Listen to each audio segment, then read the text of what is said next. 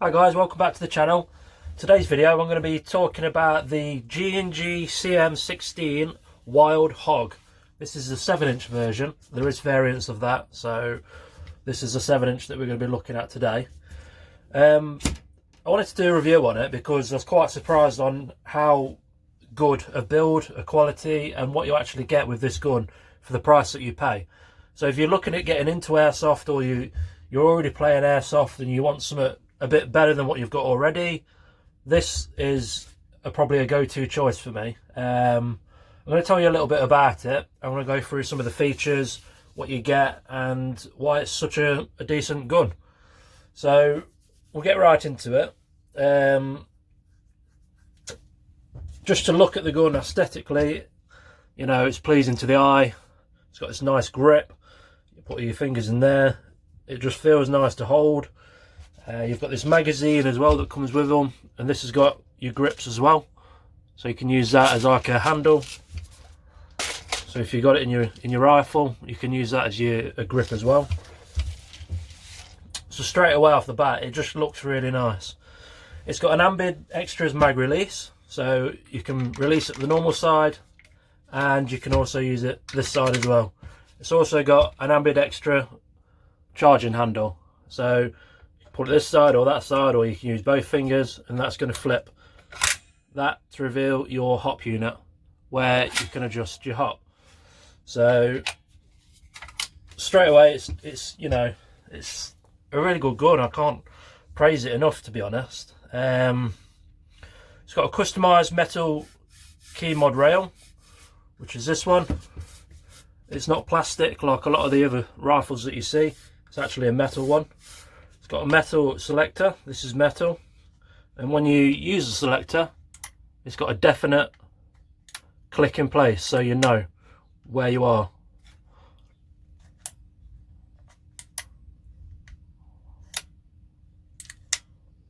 With some, I found it's a bit sloppy. It can get halfway around and you don't know if it's in or not. This one, it's straight away, it's in, bang. So we're going to go on to what's inside the gearbox, because that's also what makes this gun such a decent rifle for the price. So what makes it such a brilliant starter, or somebody who's already into the sport and wants something a bit better? It's got a MOSFET included, and it's also got an ETU as standard. Now the ETU, the good thing about this is it's programmable. So you've got your single shot, you've got your full auto, and you've also got a 3-round burst, which I don't think there's many other rifles that do this. So if you put it onto the full auto and you hold your trigger down, just hold the trigger for 10 seconds, let go, it converts that to a 3-round burst. So, you know, that's another good key thing about it. What this also allows you is you can use 11.1 volt batteries straight off the bat. So because it's got the electronic trigger unit and it's got the MOSFET installed, you can use 11.1, and it's you can do that without harming the weapon. It's actually advised in the book that you can use 11.1 volt battery LiPos.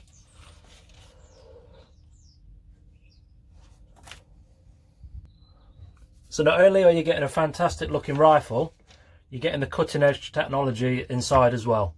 So that's why it's a desirable gun for a lot of players. So it comes as standard with these G&G marks everywhere as well, which, you know, I know it's something small, but it really makes a weapon what it is. If you look on the sights as well, it's got it stamped on the sights, G&G. It's got a G&G here. It's also got this little storage box, which I'm not entirely sure what it's for.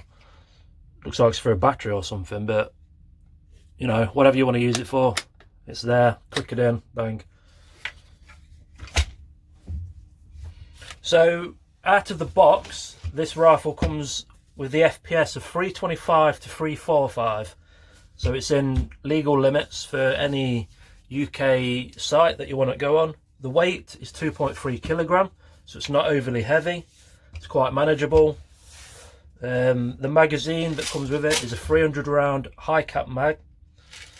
It's got an adjustable wheel hop unit. It's the version 2 gearbox. Like I mentioned earlier, it's got the ETU, the electronic trigger unit, and it comes with a MOSFET as standard. Now, there is a couple of things that's been changed on this. This is not my rifle. This is one of my friend's rifles. I'm going to tell you the few changes that they have made, just to improve it a little bit, and just aesthetically as well. So we're just going to go over that now. So one of the things that got changed was the barrel. So the barrel's been changed from the stock barrel to this brass barrel, and that was just to up the FPS a little bit more to get it to the maximum site legal limits, basically. We also changed this sound hog, because obviously you can see it was sticking out the barrel, but before that it made a horrible sound having this on there. It was too loud, it was too noisy. So my friend went for a silencer, just dummy silencer, and I'll just show you that fitted.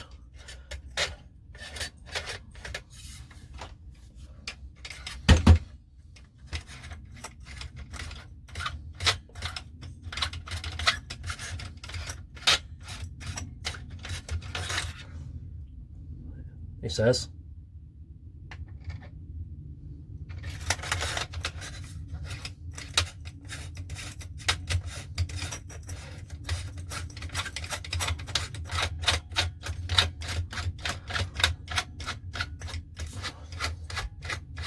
There we go.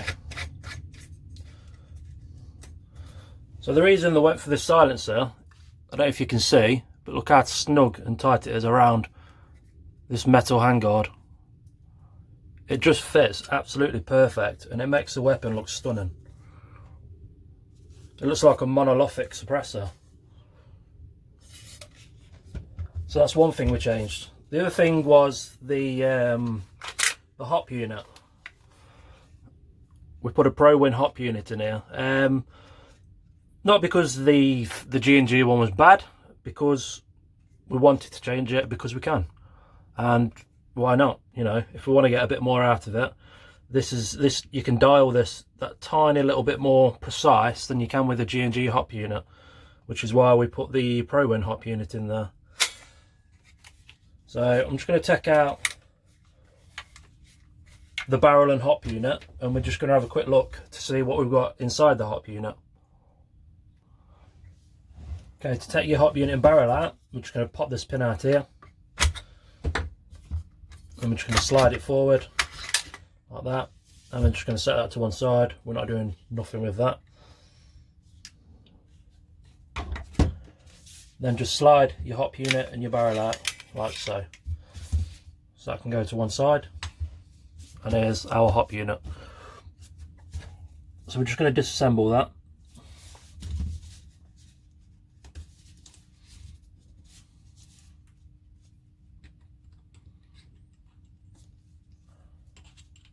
Just got the standard nubbin,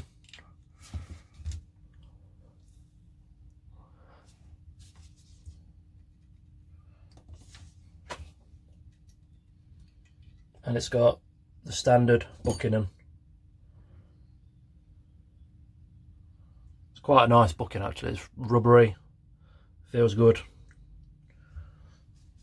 So yeah, there's that's all that's been changed. The hop unit and the barrel. The barrel is really dirty. We're going to give that a nice good clean as a thank you for letting us borrow this in one of our videos. We're going to give that a good clean and a good polish, the same as I did in my previous ones.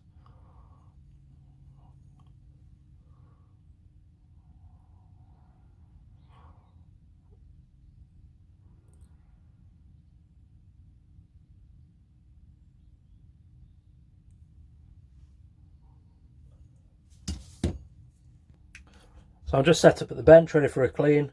Make sure if you are clamping your barrel in, you're using some rubber pads, quite thick ones, because we don't want to clamp it tight. It is loose. If we clamp it too tight, it is going to squash the barrel. It'll take a lot to squash the barrel, but it will squash the barrel eventually. So just clamp it so it's just clamping the rubbers. We're going to be using the paste like I've done in my previous videos, some swabs, some alcohol wipes, a drill with the cleaning rod on. And what we're going to do is just grab the most grittiest paste we've got. At the minute is number 7. Put a little bit inside there, put some on our tissue like so, get that inside there, bring it back out and just work it up and down the barrel.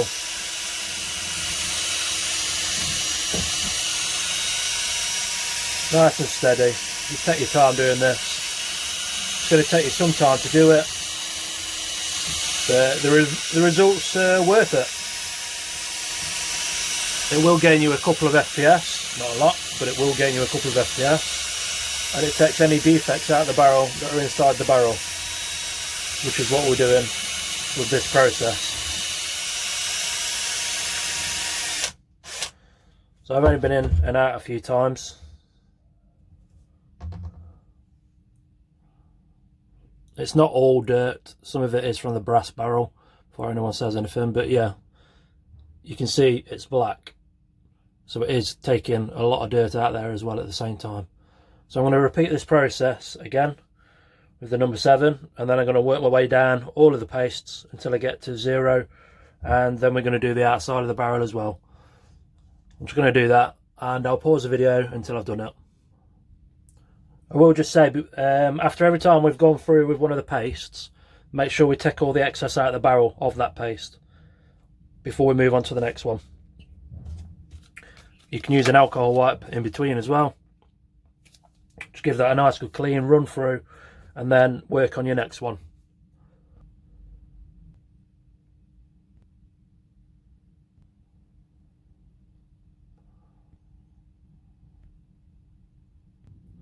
Once you've done your last pass through with your paste, I'm just going to give the barrel a nice good clean now. So we've got clean swab.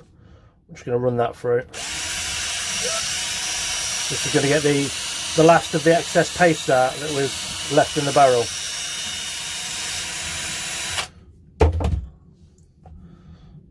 So that's the last of the paste.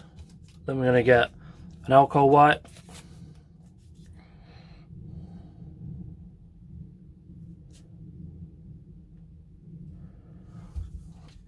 And then we're going to run that through as well. So give it a nice good clean all the way through.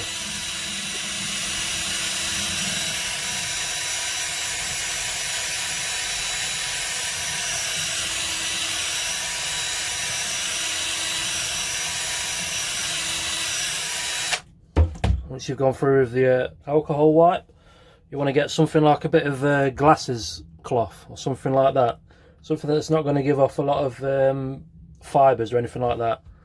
And we're just going to run that through.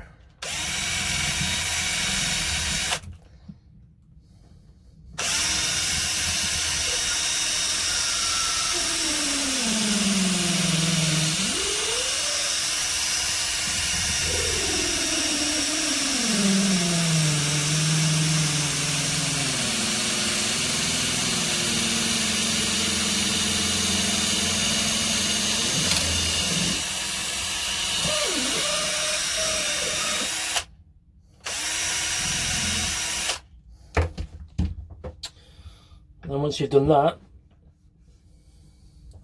your barrel is going to be gleaming.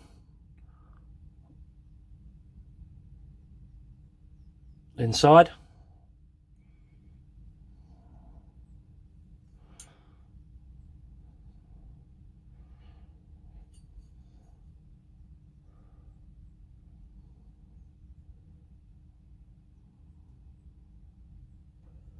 Try and turn this light off.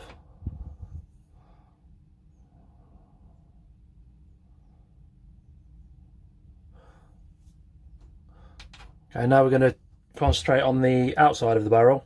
I'm going to give that a nice good clean. As you can see how dull it is. There's no benefit from doing this. It's purely aesthetics, and for me, I like to have it nice and shiny. So I'm going to go ahead and do that now. Okay, so the way we're going to polish the outside of this barrel is I've got it set up in a drill. It's not clamped down tight, it's just in there securely, so it's not going to move. We're going to need the Dremel with one of these on it, which is a polishing wheel, and we're going to need our pastes again. We don't have to do every single one. I'm just going to do the coarse, one in the middle, and then a last one which is a 0.5. What's the middle? So a 3.5, a 7 and a 0.5. The way we're going to do that is I'm going to pull this cable tie that I've got around my trigger. So I'm going to pull that tight, which will turn the drill on. So we're going that way, and then I'm going to rotate my Dremel to go the opposite way. So we're just going to put a bit of this cleaning paste on first, like that. Turn the Dremel on.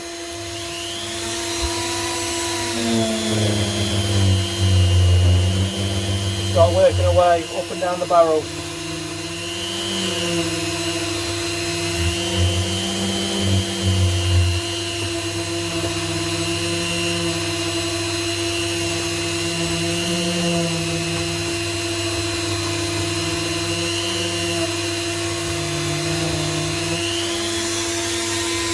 So I'll pause it there and I'll finish the barrel and I'll show you what it looks like. I'm trying to show you the difference now.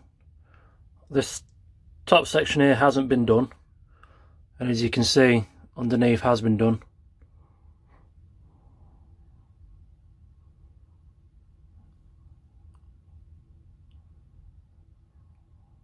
So we're going to go ahead, finish that last section, and then just put it back together and we're done.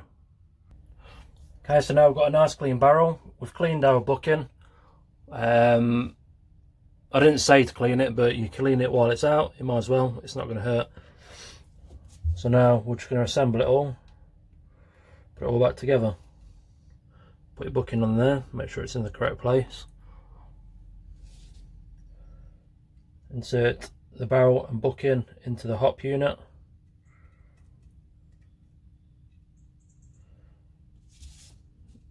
Add the C-clip,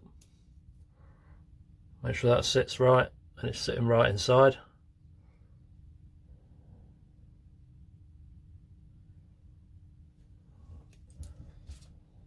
I'll see if that is. I'm just going to double check it, make sure it is sitting right.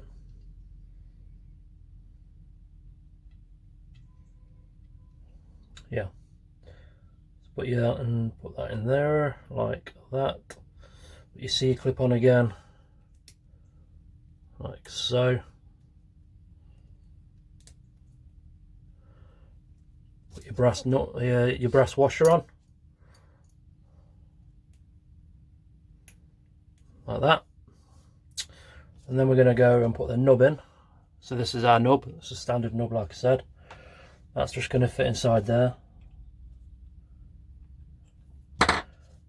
Then the hop arm. Sit it on your nub, then get your wheel that goes to the back, slide that over the rubber,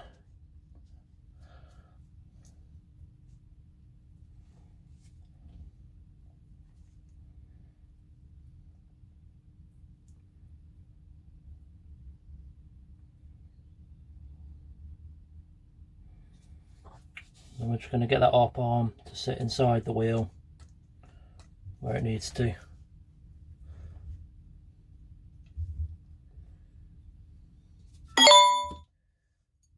Easier said than done.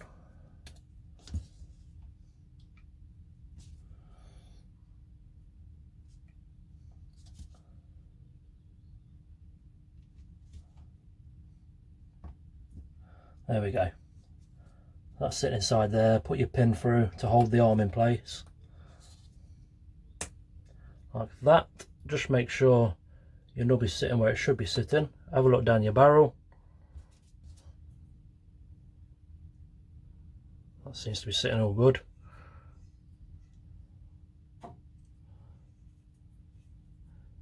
Okay, we can rotate it to 0 and it's not showing through, which is right. Then we can rotate it to get what we need to get out of it. Put your C-clip back on the back, and that's it. We're going to now install that back into the front, like so. Slide the two parts together,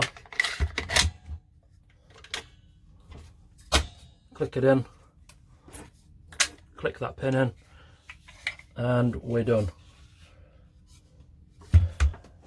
Hope you've enjoyed the video, guys. Like I say, I highly recommend this gun for either a beginner, it's like a high-end gun for a beginner, or somebody that's already playing airsoft. It's a fantastic gun to add to your armoury. So thanks for watching. Don't forget to like and subscribe, and I'll see you on the next video. Thanks again. Bye bye.